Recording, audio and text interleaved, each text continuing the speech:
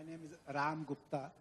Sadhguru, my question is, intellectually and logically we understand, but practically we find lot of gaps. Can we get some tips from your inner engineering on how to go about it? Okay. Shall we do a simple experiment? Are you okay?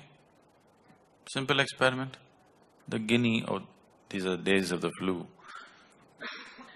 So anyway, we'll experiment. I want you to sit with your spine erect, and your legs uncrossed. What you do is you keep the 5 fingers of your hand together. Place it gently placed upon your thigh, gently.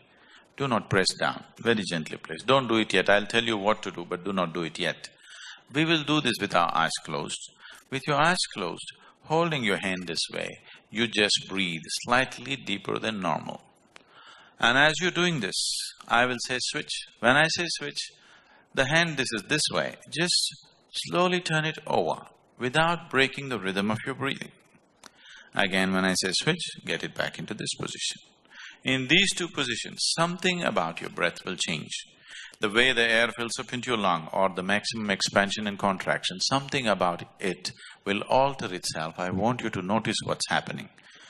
Please hold your 5 fingers together, gently placed upon the thigh, eyes closed.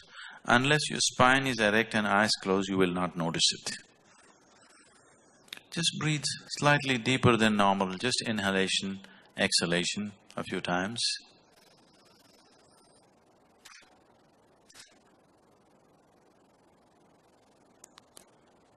Switch.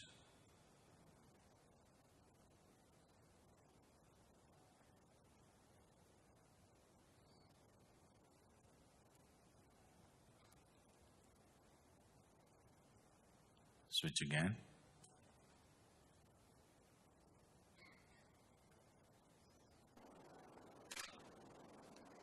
Please open your eyes. Do you notice some change in your breath? Can someone say what? When it's this way, where is the maximum expansion? Could you notice that? Where is this? Deeper in one of them. Okay.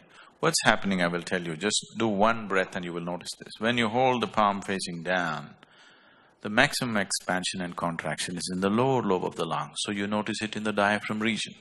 If you turn this around, it is shifting to the middle lobe of the lung, so you notice it higher up in the chest. Just take 1 breath and see, you will notice this.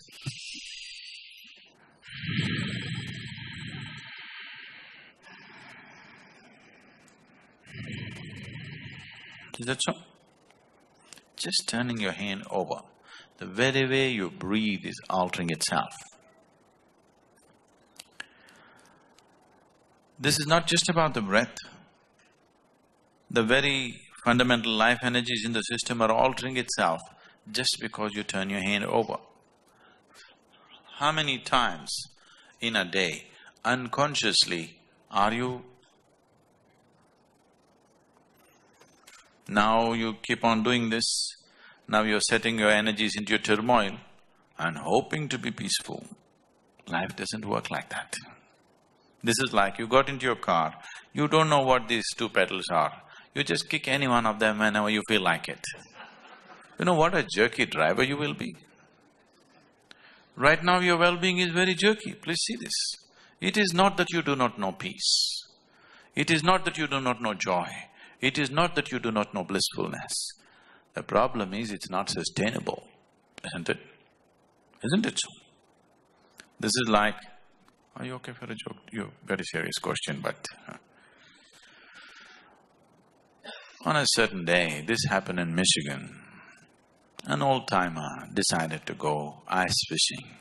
You know, this is one of the things in Michigan because almost 5 months it is snowing and the Great Lakes freeze and people go sit on it, cut a hole and fish because there's still water beneath the ice sheet. So an old-timer went fishing. When you go fishing, it's not solely about fish. So he took a can of beer, sat there. The cans got empty. Through the day, he went and sat at 9 or 10 in the morning. So almost 4 o'clock, The crate got empty, he was little dizzy, but no fish in the basket. Then at 4 in the evening, a boy from the downtown area with a big boombox on his shoulders with blaring rap music came driving like that. Came, sat close by, cut a hole and sat down, fishing. The old-timer looked at him. No fool like a young fool. I'm sitting here for the whole day, quietly fishing, not a single fish.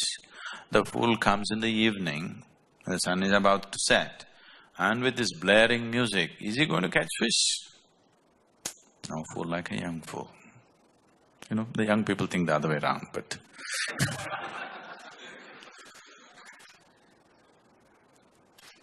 then, within 10 minutes, to his amazement, the boy caught a big trout. He looked. Then he dismissed, okay, a flash in the pan, nonsense, and he focused on his fishing. In another 10 minutes, the boy landed one more trout.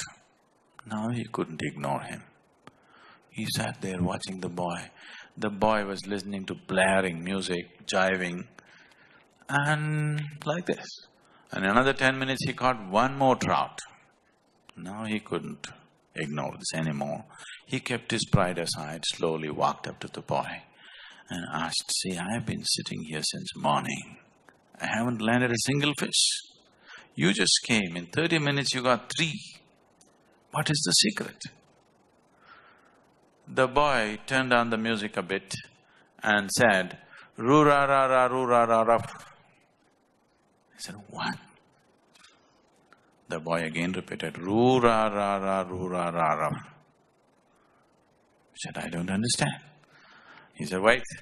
And then he spat out a blob of something into his hands and said, you have to keep the worms warm.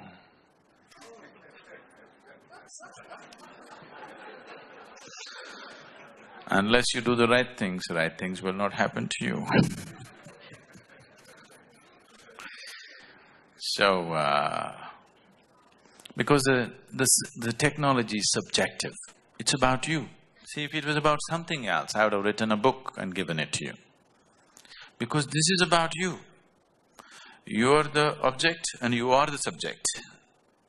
So here, it needs a different level of focus. Right now, your whole focus is outward, in the sense, right now the way you perceive life is through 5 sense organs. Seeing, hearing, smelling, tasting, touching. This is the way you know life, isn't it so? If these 5 faculties shut down, you'll have no experience of life.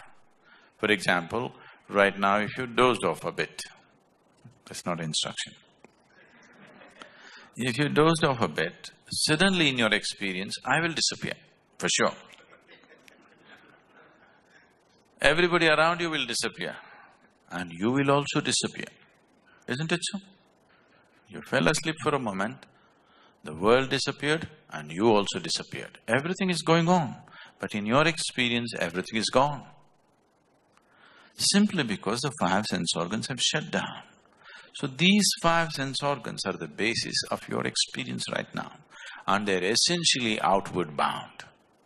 You can see what is around you. You can't roll your eyeballs inward and scan yourself.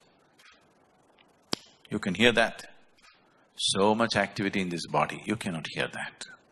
Even something as small as an ant crawls upon this, you can feel it. So much blood flowing, can you feel it? In the very nature of things, your sense organs are outward bound. But the basis of your experience, the seat of your experience, the source of your experience is within you. Right now, do you see me, sir? Do you see me? Where am I? Tell me. You must point it out. Where am I? You got it wrong. You know I'm a mystic. See, right now this light is falling upon me, reflecting, going through your lenses, inverted image in the retina. Don't you know the whole story? Where do you see me right now? Where do you see me? Within you, isn't it? Where do you hear me right now? Within you. Where have you seen the whole world? within you. Have you ever experienced anything outside of yourself? The light and darkness has happened within you. Your joy and misery has happened within you. Your agony and ecstasy can only happen within you. You have never experienced anything outside of yourself. Your pain and pleasure has happened within you, isn't it so? So your whole experience is within, but your five sense organs are outward bound. So, if you have to turn this inward a little bit, if you have to have an inner faculty to focus on the inward nature of who you are, it takes a different level of focus.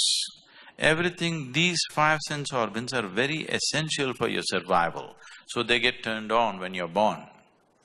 But if you want to do anything beyond survival, it takes a little bit of striving, otherwise it will not come to you, isn't it? Anything beyond survival, it takes a bit of striving, otherwise it won't happen.